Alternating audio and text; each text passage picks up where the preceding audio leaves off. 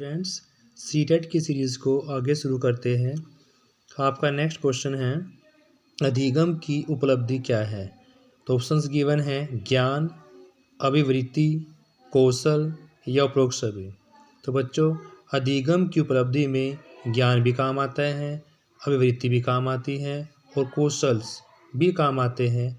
इसलिए अधिगम की उपलब्धि क्या होगी, उपरोक्त सभी होगी। नेक्स्ट क्वेश्चन है, अधिगम उच्चतम स्तर का कौन सा है। यानी कि इन चारों में से सबसे उच्च स्तर का अधिगम कौन सा माना गया है। सबसे पहले श्रृंखला अधिगम। जैसे अधिगम को करते टाइम एक के बाद एक अधिगम करते हैं, उसको क्या बोलेंगे, श्रृंखला अधिगम। दूसरा समस्या समाधान अधिगम, किसी भी समस्या को समाधान करने के जो ट्रिक लगाते हैं वो समस्या समाधान के अंदर आएगी। तीसरा है उद्दीपन अनुक्रिया और चौथा है चीन अधिगम। तो सबसे उच्च अधिगम जो होगा अधिगम का, वो होगा उद्दीपन अनुक्रिया अधिगम। नेक्स्ट क्वेश्चन है, वास्तविक विकासात्मक स्तर व संभाव्य विकास स्तर में अंतर बालक के अभी कार्य करने में और वयस्क परामर्श योग्य पीयर ग्रुप में कार्य करने के बीच में अंतर को किस जोन में जाना जाता है। यानी कि जो बालक अब कार्य करेगा या वयस्क की परामर्श के योग्य कार्य करेगा, उन दोनों के बीच का जो अंतर जोन होगा उसका नाम पूछा हुआ स्टूडेंट्स क्या होगा। तो ऑप्शंस गिवन है अनुकूल विकास, दूसरा संज्ञान का विकास, तीसरा समीप और चौथा है तुच्छ अधिगम। तो स्टूडेंट्स, बालक का जो अभी कार्य करने का ढंग है और जो वयस्क परामर्श की हेल्प से करने का है, उन दोनों के बीच के अंतर के जोन का नाम होगा अनुकूलन विकास। नेक्स्ट क्वेश्चन है, कक्षा कक्ष शिक्षण कैसा होना चाहिए। यानी कि जब कक्षा कक्ष में पढ़ाई हो रही हो, शिक्षण हो रहा हो, टीचिंग हो रही, तो उस टाइम शिक्षण कैसा होना चाहिए। तीव्र यानी कि तेज तीव्र होना चाहिए, नेगेटिव ऑप्शन नहीं, सरल बिल्कुल सरल भी नहीं होना चाहिए, एक तरफा यानी कि टीचर से काम करवाएगा बिल्कुल बच्चे सुनते रहेंगे ये भी नहीं होना चाहिए, अंतःक्रिया होनी चाहिए। यानी कि बच्चे और स्टूडेंट्स और टीचर्स की आपस में अंतःक्रिया होगी, तभी हमारी टीचिंग सफल मानी जाएगी। तो कक्षा का शिक्षण हमारा अंतःक्रियात्मक होना चाहिए। नेक्स्ट क्वेश्चन है, किसने कहा किशोर अवस्था तूफान एवं तनाव की अवस्था है। ये डेफिनेशन बहुत बारी पूछी जाती है कि किशोर अवस्था को तूफान या तनाव की अवस्था किसने कहा है। तो वो थे हमारे स्टैनले हॉल। स्टैनले हॉल ने किशोर अवस्था को तूफान या संघर्ष की अवस्था कहा गया है। कक्षा में जो परस्पर संवाद होता है वो उभर कर कैसे सामने आता है। तो फर्स्ट क्वेश्चन आपको विवाद करना चाहिए, यानी किसी बात के विवाद करना चाहिए नहीं होगा। सूचना प्रदान करनी चाहिए, ये भी नहीं होगा। विचार व्यक्ति होगी, ये भी नहीं होगा। अगर हम तर्क और वितर्क करेंगे, कोई टॉपिक लेके टीचर स्टूडेंट्स आपस में तर्क वितर्क करेंगे, तो परस्पर संवाद एकदम से उभर कर आएंगे, बच्चे इसको में सफल तरीके से सीख पाएंगे। अगला क्वेश्चन है, कौन से विकास कार्य नहीं किए जाते। ऑप्शंस गिवन आपके पास। सबसे पहला है, संरचना और कार्यों को आयोजित करने की जटिल प्रक्रिया है। यानी कार्यों को आयोजित करने के लिए जो संरचनाएं होती है वो एक जटिल प्रक्रिया है, ये नहीं हो सकती, जटिल प्रक्रिया नहीं है। नेक्स्ट क्वेश्चन है आपका, ऑप्शन है बड़े होने तक सीमित होना।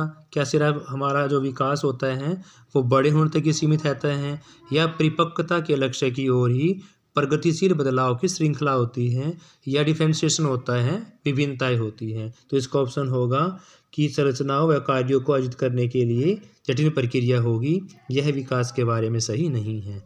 अगला क्वेश्चन आपका, कोहलबर्ग जो साइंटिस्ट थे हमारे, साइकोलॉजिस्ट है, नैतिक विकास के सिद्धांत का जो पूर्व परंपरागत स्तर है वो इनमें से किस को प्रदर्शित नहीं करता। तो कोहलबर्ग ने नैतिक विकास का सिद्धांत दिया था।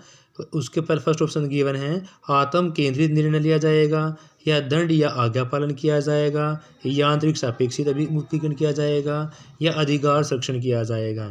तो सभी ऑप्शंस में से जो कोहलबर्ग का नैतिक विकास का पूर्व परंपरागत स्तर होगा वो होगा दंड और आज्ञा पालन अभिमुखीकरण।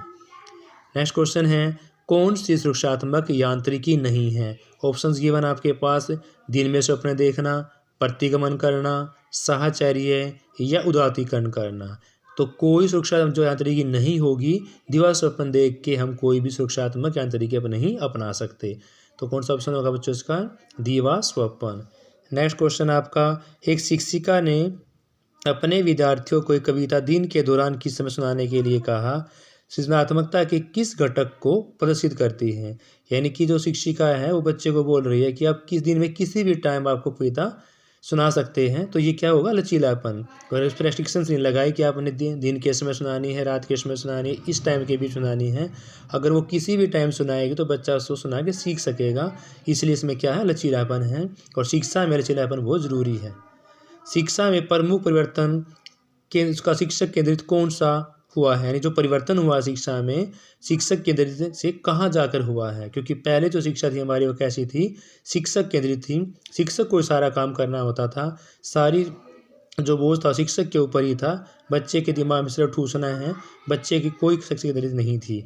लेकिन आज जो शिक्षक केंद्रित से शिक्षा गई है वो कहाँ गई है, विद्यार्थी केंद्रित। आज सेंटर में कौन है, विद्यार्थी है। और सारी चीज़ें विद्यार्थी के इर्द गिर्द घूमती हैं। नेक्स्ट क्वेश्चन है, प्रथम मनोविज्ञानी प्रयोगशाला कहाँ स्थापित की थी। तो प्रथम मनोविज्ञानी जो है विलियम वुंट ने, कहाँ, विलियम वुंट जी ने प्रथम मनोवैज्ञानिक प्रयोगशाला स्थापित की थी। नेक्स्ट क्वेश्चन है आपका, कौन सा युग्म सही है। तो जैसे कोहलर था, कोहलर ने अंतर्दृष्टि का सिद्धांत दिया था। इनसाइट थ्योरी किसने दी थी, कोहलर ने। कोहलर, वर्दीमर, कोफका, ये सारे जो साइंटिस्ट थे उन्होंने अंतर्दृष्टि का सिद्धांत दिया था। स्कीनर ने क्रिया प्रसूत का, स्कीनर ने कबूतर के ऊपर सिद्धांत दिया था, क्रिया प्रसूत का सिद्धांत। और थोरनडाइक ने जो अधिगम के नियम दिए थे हमारे, प्रभाव का नियम, अधिगम का नियम और अभ्यास का नियम दिए थे। पावलोव ने शास्त्रीय अनुबंधन दिया था। यानी कि कोहलर वाला भी गलत है, स्किनर वाला भी गलत हो गया और थॉरनडाइक वाला भी गलत। सही कौन सा युग्म होगा इसमें, पावलोव वाला, क्योंकि पावलोव ने क्या दिया था, कुत्ते के ऊपर शास्त्रीय अनुबंधन सिद्धांत दिया था। Thank you.